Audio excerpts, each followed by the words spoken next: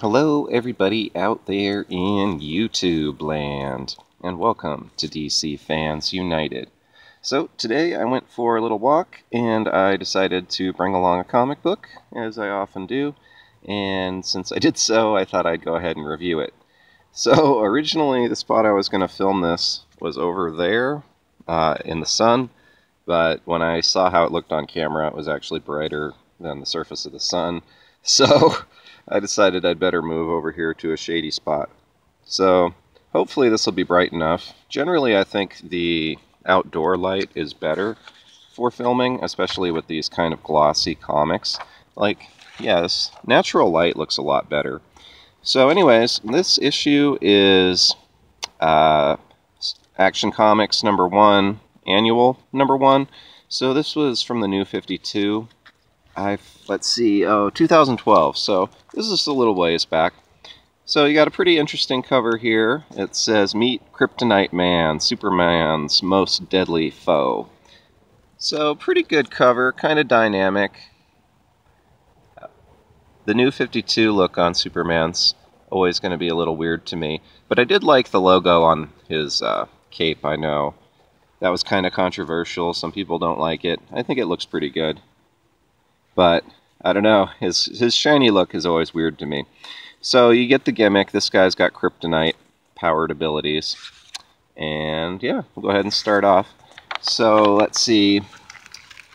Charlie Fish is the writer, Cully Hammer's the artist, Val Staples did the colors, and Steve Wands is the letterer. Cully Hammer also did the cover. And I guess because his name's Hammer, we have advertising for tools. No, I don't know. I always find it weird when they put advertising in that doesn't have anything to do with, like, comics. You know, if they're advertising for the CW shows or something, that's fine. Although this is 2012. But anyways, you get my point. So Superman's, let's see, starting off. Oh, and it just says, "So, Mr. Ramsey, why do you hate Superman?" And so we see the guy on the cover there. He's the bad guy, and he just says, "I have my reasons." So he's getting interviewed by the scientist, and the scientist is just looking for a test subject who they want to use with this kryptonite-powered armor. So they ask him why he hates Superman, and he's like, "I have my reasons," and then he does go back into it and explain, come on, a little bit. Basically what he says is that he blames Superman for losing everything, including his wife. So, then we see Superman. So this is pretty neat. He is actually hanging out with Steel. So we see him in this a fair amount, and Steel's working on some new armor. Pretty good. See, this is what I'm saying. They can have advertising. I mean, they can have ads, obviously, but I prefer if they're related somehow to DC. So, advertising for shows or, yeah, books, that's fine. In fact, I like Earth 1 quite a bit. So, yeah, more talking to Steel. I mean, I don't want to give away every detail with these reviews. I think that's a common mistake, is to just basically read it. Like, I think this is definitely worth reading, so if you see it in a bin or something, back issue bin somewhere, go ahead and read it, is my recommendation. It kind of feels like, in a lot of ways, and I thought of this when I was reading it, it feels like an episode of Superman the Animated Series. Just as far as, like, his power levels and the characters are really you know, it's like a good, simple, in a way, Superman story. Everyone's acting in character. It's a little kind of by-the-numbers, cookie-cutter book. I mean, you've got the scientist, he recruits the guy. You meet Steel, and you see him with Superman, so you know they're both good guys. General Lane and Lex Luthor, of course, are up to no good. They're the ones behind the project. So then you see the scientist there, he's got the kryptonite, gives the guy the powers. So it's really everything you'd expect. There's no what a twist moment, you know, so that's fine. It's really just like simple Superman story. Like, I think a normie, if they were to pick up a Superman comic, they would expect it to be something like this. You know, this is the kind of book that, you know, this could have been written in 1995, honestly, the way it plays out. So, and I mean that in a good way. Like, if you want just a normal, basic Superman story that doesn't have a whole bunch of crazy nonsense, like, Brian Michael Bendis' run. Stuff like this is good. So then again, we see normal comic book Superman stuff. There's a crane going to collapse. You see Jimmy and Lois and other reporters looking on. Crane's going to fall, and then boop, no way, Superman's there to catch it. You know, 95% of people who are fans of Superman, it's because of stuff like this. We want to see him rescuing people, you know, catching trains and cranes and planes and whatnot. So he saves all the people, and he's like, I'm Superman, check out my smile. And then, uh-oh, bad guy shows up. So, kind of by the numbers, like I was saying, but he's kryptonite powered, so of course, Superman's like, why am I so weak? And this is when the New 52 had rebooted. Like, I think there'd only been 8 issues of Action Comics before this came out, so this is the first introduction of kryptonite in this universe. Bad guy's really pissed because Superman stopped him when he was beating up his wife. So I actually really like this part. You see Superman's got his, like, t-shirt look. So when he was kind of starting out, one of the first things he did was stop this guy from beating up his wife. And he helped her get relocated to a women's shelter. So now the bad guy wants Superman to tell him where she is. And he won't do it. He thinks he loves her. He might in his mind, but obviously he messed up by beating her up. So that was one of the coolest things I thought, Superman doing something, you know, like real heroic. So Lois and Jimmy are trying to get to Superman. And the art through this is pretty solid. I mean, it's nothing to write home about, but I thought it was pretty, I mean, it's serviceable for, at the very least. Like, to me, this looks a little wonky, but I don't know, it's definitely good. I think it's just, I tend to be a fan of art that's a bit more detailed, but considering how much work it takes to draw a whole annual, including the cover, I can't really fault the artist for that. So, anyways, Steel shows up, since he's not weak to kryptonite, hits the bad guy, and to top it off, they don't show it yet, but bad guy flies back, starts fighting. He's also super powered, aside from having kryptonite skill, but we see Superman's got his lead-lined suit, so Steel brought that for him, so he's protected from the kryptonite, but only more momentarily, because K-Man, as they call him, Kryptonite Man, tears his suit open, and he is exposed to kryptonite again. And this part was really brutal, so Superman's just like, boom, because this guy's like, how does it feel? And Superman's like, heat vision. So yeah, he just kind of cooks his head. I thought that was pretty insane. So that's where the fight starts to go Superman's way.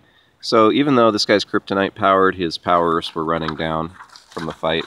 So Superman and Steel win. They talk about what they're going to do.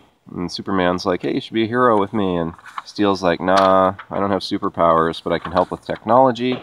So this was cool. He kind of travels around the world, helps out people who, you know, need it. He's like installing solar panels in a village where they don't have electricity and stuff like that. So then it kind of wraps up. Luthor manages to recover the kryptonite and can go on with his evil schemes, and then they've still got the bad guy there too. He's locked up, and they're like, well, maybe we can help each other. So it's like, dun dun dun, kind of ends on a cliffhanger, and he says, you'll have to find my wife. So kind of interesting. So there's also a bonus story, which is really cool, at the very end. So that's how that ends, just he's in jail and, you know, to be continued. So then there's a, I guess you'd call it a backup story, a bonus little story. So you see this guy, you know, getting out of some kind of a vessel. He's underwater. Initially, I thought he was escaping from a submarine, but I think it's actually one of those, you know, space capsules when they come back to Earth. I think he was in something like that, although it could have been a submarine. Maybe it's a submarine. In any case, he gets out. You see him floating to the surface. It says experimental, I think is the name of it. But the art is beautiful. So this backup story, I know it's written by Max Landis. I'll see where it says where the artist is. But then you see this must be like his life and his memories and stuff.